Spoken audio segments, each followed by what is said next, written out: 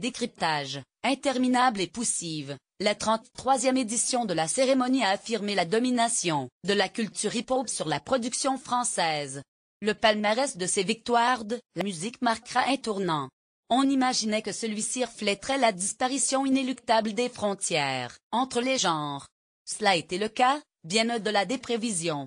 En 2018, le vote des professionnels aura été une leçon de représentativité accrue de la réalité des usages. Après avoir circonscrit la musique urbaine à une seule catégorie, de plus en plus décriée, au fil des années, les suffrages leur ont donné une belle longueur d'avance. Avec 3 récompenses, création audiovisuelle de l'année, albums urbains de l'année et artiste masculin de l'année, Orelsan ressort, grand triomphateur de cette édition. C'était à la fois attendu et mérité. Avec La Fête est finie, son 3e album, sorti à l'automne dernier, le Canet de 35 ans est en train de s'imposer comme un artiste d'envergure. Un peu moins de 10 ans après son apparition, il a affiné son écriture jusqu'à en faire un maître étalon, toutes catégories confondues. Lire aussi l'éclatant triomphe d'Orelsan, portrait, de 15 ans son aîné, MC Solar, qui concourait au titre de l'album chanson de l'année, a vu son retour après 10 ans d'absence couronné par un trophée. Pionnier du hip-hop français, critiqué par les tenants d'une ligne dure, il peut être considéré comme le parrain de tous les lauréats, pour sa manière d'avoir fait avancer les choses. Héritier de Serge Gainsbourg comme du jazz ou de la soul, Solar a donné une des prestations les plus vivifiantes d'une soirée au démarrage, assez poussif. On espérait beaucoup de Daphné Burki, qui présentait la soirée pour la première fois.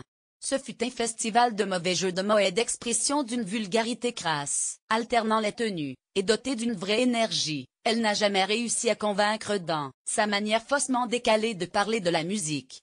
On lui reprochera longtemps d'avoir brisé les quelques moments de magie de la soirée par des sorties d'une grande trivialité.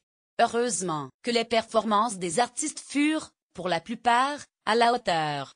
La mutation et En marche la soirée avait commencé par une version instrumentale de la musique que j'aime, en lieu et place du vieux générique compassé. Une belle idée pour ouvrir avec l'hommage à Johnny Hallyday tant attendu. Mais sans doute aurait-on pu imaginer affiche plus marquante que Slimane et Florent Pagny pour interpréter le Requiem pour un fou de l'idole, serti d'arrangement, chic d'Ivan Cassar. Célébré par une victoire d'honneur pour l'ensemble de sa carrière, Étienne Dao a reçu une belle surprise de la part d'Eddie de Préton, Juliette Armanet et les Bébés Brunes, qui ont repris chacun un titre phare de son répertoire, Le Dernier Jour, Du Reste de ta vie, Heure hindoue et Week-end d'arôme. Le discours de Charlotte Gainsbourg fut un modèle de concision et d'émotion. Avec une grâce absolue, la fille de Jane et Serge honora celui qui fut l'ami de ses parents avant de devenir le sien.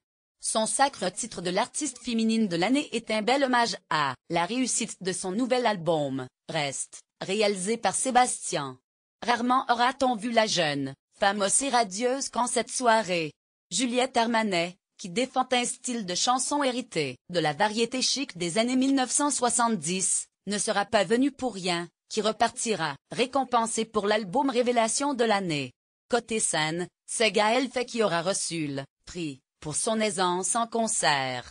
L'autre enseignement de cette soirée aura aussi été la domination des labels indépendants sur les multinationales du disque.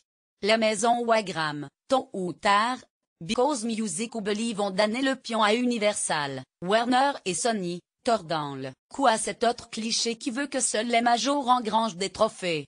Un autre élément qui raconte la mutation traversée par l'industrie du disque ces 15 dernières années, entre effondrement du CD et émergence du Bing. Il ne reste plus aux victoires qu'à abolir les quelques traces de l'ancien monde qui subsistaient comme celle qui permet à M de repartir avec le prix du meilleur album de musique du monde devant l'immense Oumou Sangaré, où le côté figé et si répétitif de la remise de diplôme suivi du petit compliment du récipiendaire. La mutation est en marche, et les palmarès des éditions suivantes devront de la refléter aussi bien que cette année.